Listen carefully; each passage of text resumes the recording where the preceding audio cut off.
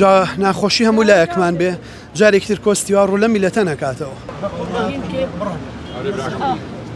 پارێزگاری بن بۆ سەرقەبرانێک سەرقەبرانی بازیان ئەیبینە سەرقەبرانی بازیان من سواسی لۆلان خانەکەم کە ئەو پێشنیازەی قوبوڵ کرد کە لە ماڵەوە نەبێ چونکە بەڕاستی من نەتوانم ئەو شایەتیە بەم نەرمین خان هەر ئەکتەر نەبووە نوێنەری هەموو گەڕەکە بووە و ئێمە ئیشمان زۆر بەیەکەوە بۆ ئەو شوێنەی ئەوان لەسەر داوای ئەو پێشنیاز و نوێنەرایەتی ئەو کردووە بەڕاستی قسەی منیان قەت نەشکانوە سوپاسی یەکەم من پێم خۆش بوو لە باوەشی سلێمانیا بێ بەڵام خاتونی کچیان لۆلان خان لەسەر داوای ئەمە قوبوڵی کرد کە لە گۆڕستانی بازیان بە خاک سپێرێ لەبەری ماڵیان لەوێ و لە ئارامگەکەیەوە نزیک بێ دو ناخۆشی هەموو لایەکمان بێ جارێکتر کۆستیوار ڕوو لە میلەتە نەکاتەوە.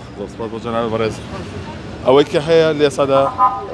پارێزگای سلێمانی باسی دەوە کرد کە توانێتی قەنات بە کچەکەی دەرمە نەرمین قادر بکات تاوەکو لە گۆڕستان بنێژێت و نەبرێتە بەردەمی ماڵەوە ئەوەی کە لە ئێستادا هەیە و نەرمەندا لە بەردەمی مزگەوتی شێخ فەریددان تاوەکو تەرمەکەی بەڕێ بکەن بۆ